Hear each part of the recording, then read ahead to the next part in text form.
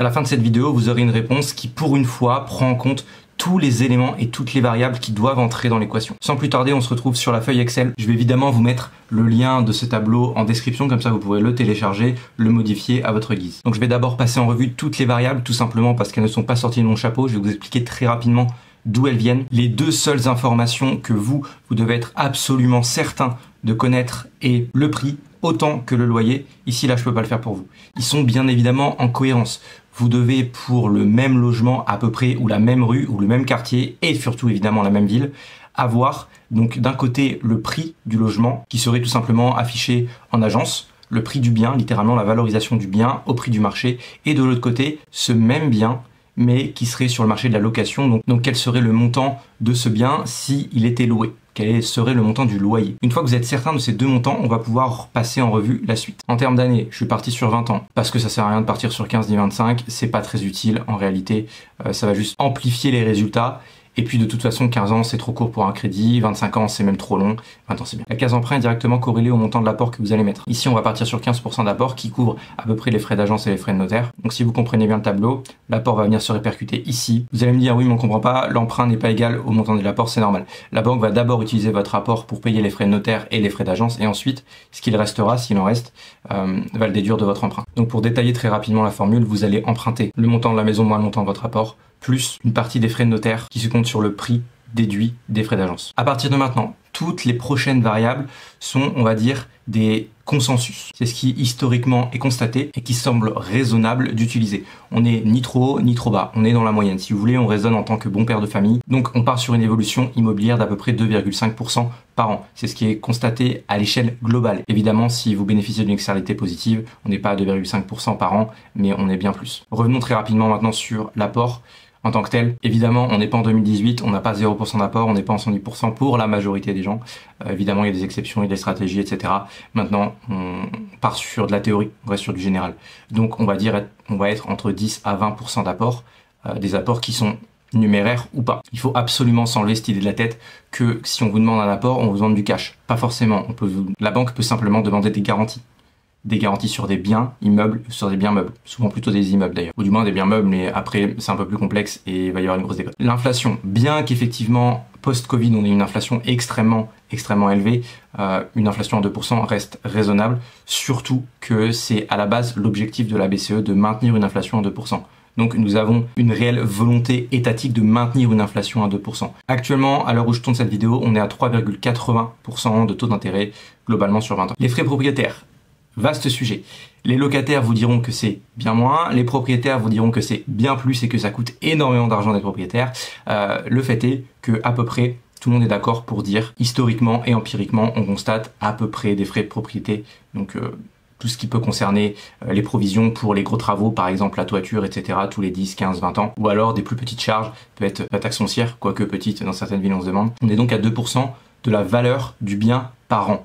Évidemment, si le bien augmente, ses frais de propriétaire augmentent également. C'est normal. On rembourse à mensualité constante, donc j'ai juste simplement ramené la mensualité ici pour avoir un ordre d'idée et surtout pour pouvoir la comparer au loyer. Je suis parti sur une épargne de départ de 25 000 €, adaptez-la en fonction de votre situation si vous en ressentez le besoin. Et évidemment, ne mettez pas une épargne qui est inférieure à l'apport, ça n'aurait pas de sens. De l'autre côté, nous avons le montant de loyer par mois, donc je reviens pas dessus, vous devez être absolument certain que vous rentrez dans cette case le loyer qui est réellement payé à l'heure actuelle, à l'état du marché, sur le bien que vous ciblez. Maintenant sur la bourse, on part sur 7%. Historiquement, c'est d'abord ce qu'on constate sur les performances en bourse par an. Les éléments sur la droite, on y reviendra tout à l'heure. Vous retrouvez sur la colonne B les années. Vous retrouvez maintenant sur la colonne C cumul nominal. Donc ça reprend ici le montant du bien qui va se valoriser d'année en année en fonction du taux ici. Donc pour notre cas, 2,5% par an. Et à côté, je vous ai mis le cumul réel. Qu'est-ce que j'entends par cumul réel ? C'est la valorisation du bien, donc l'augmentation du prix du bien au fil des années, en prenant en compte l'inflation. Les gens ne prennent jamais l'inflation en compte, c'est absolument aberrant. Donc petit spoiler, quand on se recompte à la fin, effectivement il y a quand même une grande différence. Et là on est sur un bien entre guillemets qu'à 120 000 €. Imaginez sur des biens à 200 000, 300 000, 400 000, voire 1 million d'euros. La différence est littéralement énorme si vous ne prenez pas ça en compte. Ne vous faites pas avoir par la valeur faciale des choses. Donc ici c'est le décaissement la première année de votre épargne qui va être allouée à l'apport. Ici, remboursement du capital et intérêt, c'est votre mensualité. C'est pourquoi nous avons les 3 feuilles ci-dessous. Ces 3 feuilles ci-dessous sont en fait le calcul de la mensualité, avec le calcul qui est proposé par la banque et utilisé par les banques. Donc n'y touchez pas, ça sert à rien, il se calcule automatiquement. Donc les frais de propriété, ici on a bien mis 2%, donc les 2% se calculent sur la valeur nominale du bien. Ici votre épargne, qui est simplement la soustraction du montant de votre apport à votre épargne de base, et on part du principe que cette épargne de base est placée en bourse, pareil, à 7%.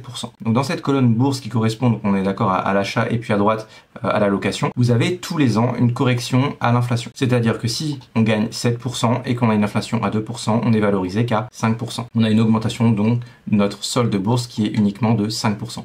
Donc vous voyez dans cette colonne toutes les cases ici soustrait 2% à la performance de la bourse. Enfin, soustrait le montant de l'inflation à la performance de la bourse. Donc, peu importe ce que vous mettez en inflation et bourse, de toute façon, ça se calculera automatiquement. Donc, pour les résultats et le calcul final, vous voyez ici, ces deux montants sont différents. Pourquoi? Parce que ici, donc, vous avez votre solde de bourse au bout de 20 ans, diminué des prélèvements sociaux. Je pars du principe que vous investissez en PEA, donc que vous n'avez pas l'impôt sur le revenu à payer sur la plus-value, mais que vous avez uniquement les prélèvements sociaux. Au bout du compte, on est à 18 000, on avait investi 7 000, on a donc fait la différence en tant que plus-value, et donc on a imposé sur cette plus-value-là, et à la fin, donc, on a à peu près donc 2 000 € qui vont dans les caisses de l'État, pareil ici.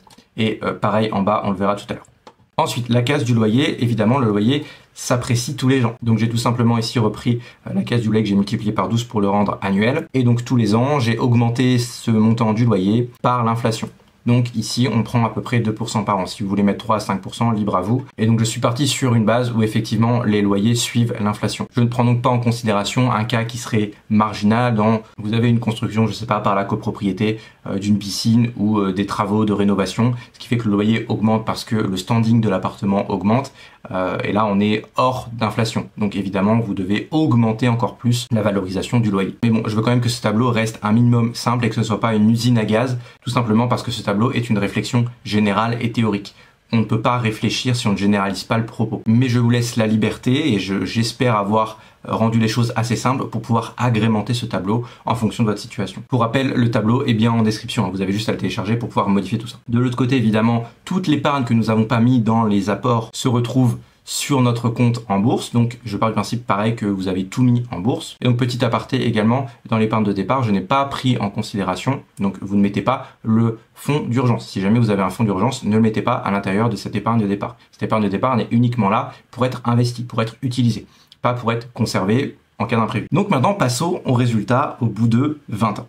Donc ici, on voit très bien qu'au bout de 20 ans, dans cette situation théorique, j'insiste sur la théorie, nous avons une meilleure rentabilité si vous êtes locataire plutôt que propriétaire. Seulement au bout de 20 ans. Donc vous n'avez pas encore profité du fait que vous n'avez plus de crédit et que vous avez totalement acquis votre résidence principale. Comme on le sait, ça peut être un jeu de longue haleine, un jeu sur le long terme. C'est ce qu'on va voir tout de suite en descendant.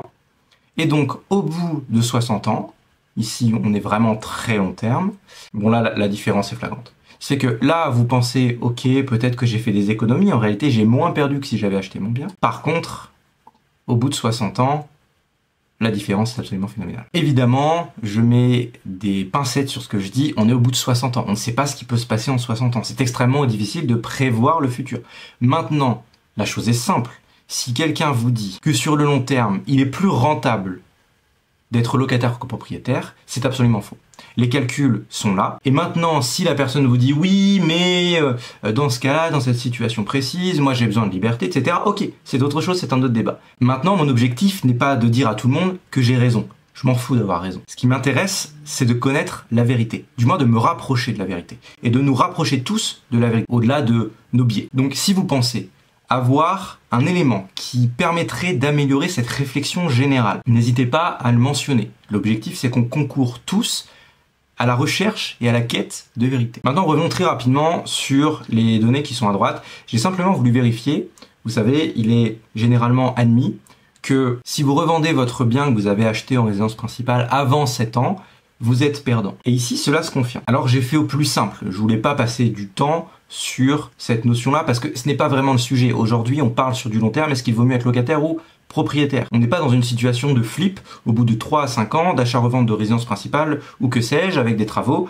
peu importe. Là, on est sur du long terme. Donc j'ai très rapidement additionné tous les décaissements, tous les encaissements, tout ce que vous auriez pu construire aussi en tant que patrimoine sur votre résidence principale, et je l'ai comparé à tous les décaissements de vos loyers et également au solde de bourse que vous avez pu réussir à obtenir au bout de quelques années. Donc on voit très clairement que si vous revendez et que vous ne faites rien dans votre logement au bout de 3 ans, même au bout de 5 ans, même au bout de 6 ans, ce n'est pas réellement rentable. Par contre, à partir de la 7e année, on voit que la tendance s'inverse. La location devient moins intéressante et la propriété devient beaucoup plus intéressante. Vous commencez réellement à perdre de l'argent en tant que locataire. Pourquoi? Parce que les loyers augmentent, parce que vous ne construisez pas de patrimoine. Et ici, j'en ne parle pas, mais au bout de 20 ans, effectivement, la mensualité que vous mettez plus dans votre crédit, vous allez peut-être la mettre en bourse. Donc vous allez avoir un levier qui est beaucoup plus puissant. Et donc là, le scénario 2, je suis parti du principe que déjà, on achète, donc j'ai mis un T2 en bas. Dans ma vie, ça correspond à peu près à un T2. Je suis resté pareil, évidemment, sur 20 ans, la même évolution au niveau des prix de l'immobilier. J'ai augmenté un petit peu l'apport, je suis passé à 20% d'apport, tout simplement pour pouvoir mettre en fait la totalité de l'épargne dans l'apport, pour pas qu'en fait on soit faussé avec des montants qui soient mis en bourse lors de la propriété. Les intérêts sont restés les mêmes, les frais propriétaires sont restés les mêmes et l'inflation pareil.